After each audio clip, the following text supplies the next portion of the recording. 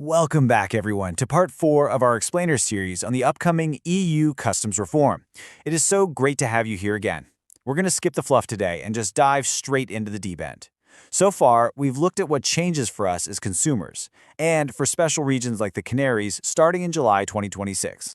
But today, we are getting right down to the nitty-gritty. We're uncovering the true, gigantic reason behind this entire reform. And I promise you, we are talking about dimensions that you really just have to let sink in first. So let's start with the big question. Why on earth is the European Union completely overhauling a customs system that honestly seemed to be working perfectly fine? Like, is this just some calculated political move against China? Is it just a massive tax grab to squeeze more money out of our pockets? Or is the EU just building its next giant bureaucracy monster? Well, sure, all those things might play a minor role, but the brutally honest answer to this whole mystery actually boils down to a single, completely mind-blowing statistic. And that number is 5.9 billion. Just imagine that for a second. Nearly 5.9 billion small packages. These are those typical small consignments under the €150 limit that entered the EU from non-EU countries in 2025 alone. And this right here, this is the absolute core cause for this entire reform. The problem isn't that customs suddenly forgot how to do their jobs. No, the problem is that the current system is simply and literally being completely overrun by an astronomical volume of packages. Now, to really grasp this, we have to look at how drastically our shopping habits have transformed. The old customs system was built for a completely different era, a time when massive companies made massive deals with other massive companies. It was all about huge bundled quantities on giant cargo ships. Private individuals practically never ordered straight from abroad. Today? Well, today, every single one of us just pulls out our smartphone, taps a few times in an app, and orders a single item directly from a manufacturer halfway across the world. Global trade used to mean checking the paperwork for one shipping container holding, say, 10,000 identical t-shirts all at once. That's pretty manageable, right? But thanks to the explosive rise of apps like AliExpress, Temu, Shein, and of course the Amazon marketplace, that old model has been absolutely pulverized. One giant container turned into hundreds of thousands of tiny individual packages, all getting delivered straight to our front doors.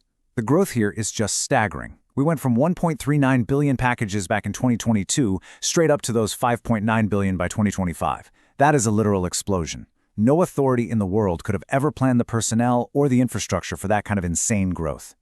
But you know what I find almost even more fascinating? Where are all these mountains of packages actually coming from? Well, the data is absolutely clear. A massive 93% of all these small shipments in 2025, that's roughly 5.5 billion packages, come directly from China. Think about that. The entire rest of the world, including the US, the UK, the whole shebang, they share the remaining measly 7%. Absolute madness, isn't it? Okay, I know billions are always kind of hard to wrap our heads around. So let's break this down into a more relatable scale. Almost 5.9 billion packages a year means we are looking at roughly 491 million shipments arriving in a single month. Or actually, let's drill down even further to hit the ultimate agitation point. 16 million. That is 16 million tiny packages flooding the European Union every single day. Just picture that for a second. Endless streams of packages piling up on gigantic conveyor belts. The customs officers in these sorting centers are literally collapsing under the sheer weight of this daily tsunami.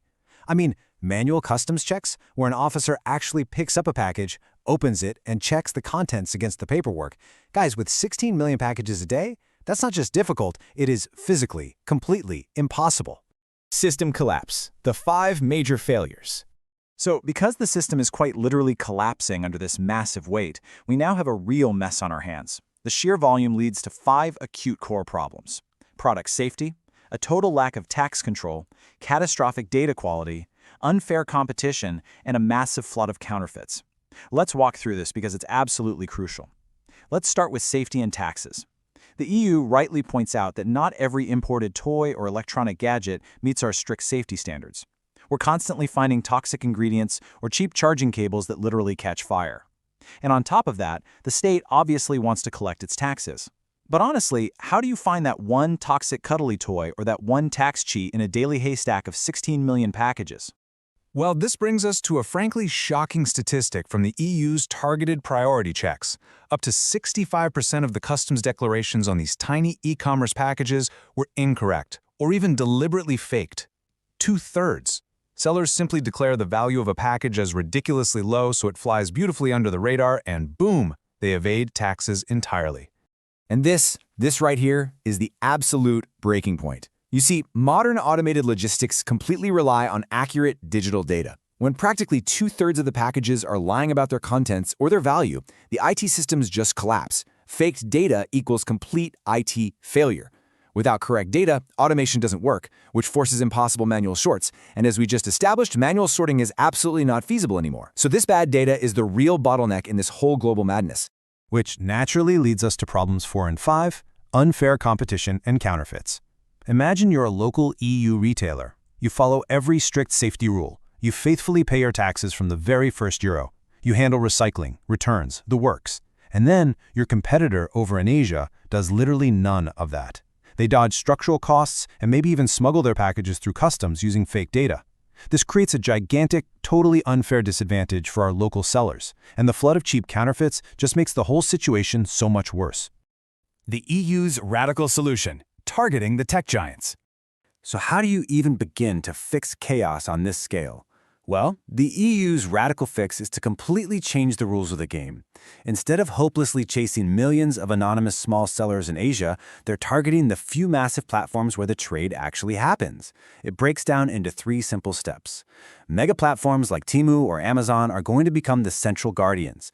They will be held fully liable for collecting perfect, reliable data and paying the taxes. And they have to do this the exact moment the customer clicks order, long before that package even gets loaded onto an airplane. It makes sense, right? It is 1,000 times easier for customs to hold a handful of tech giants accountable than to chase millions of tiny sellers across the globe. Which brings us to a really fascinating micro-case study, the Canary Islands complication. The Canary Islands are in a totally unique spot geographically and legally. They belong to the EU customs territory, but they have a completely separate tax system. And they perfectly illustrate exactly where this grand plan for global automation hits a massive brick wall. Now, to be clear, the Canaries are definitely not to blame for this reform, but their local tax system, the IGIC, crashes head-on with the EU's mass automation strategy. While the EU mainland uses something called the iOS system for standard VAT, the Canaries require their own unique system, called VCAN, just to handle their local tax. Remember how we just talked about the mega platforms needing to deliver perfect automated data? Well, every single local tax exception or special rule makes the IT integration for these platforms incredibly complex and ridiculously expensive. These local exceptions create absolutely massive IT headaches for platforms trying to streamline this whole perfect data pipeline. So if there is literally one single thing you take away from this entire explainer today, make it this. The EU customs reform isn't just some targeted harassment campaign against us consumers, and it's not actually a ban on China either. No, it's basically a desperate, unavoidable logistical emergency brake. It is the only way to save a massively overloaded system that is literally drowning in nearly 6 billion packages a year. And that brings us to the end of today's deep dive. But before we wrap up, I want to leave you with a bit of a provocative thought. What do you think? Do you really believe this extreme data control is primarily about protecting us as consumers? Or do you think it's ultimately about hard financial interests, tax revenues, and protecting the domestic economy? I'd love to hear your honest take on this, so definitely let me know your thoughts in the comments down below. In our next and final part of this Explainer series, we are going to tackle the ultimate million-dollar question. Who actually pays the bill for this huge new system in the end? You definitely won't want to miss that. Thanks for joining me today, take care, and I'll see you next time.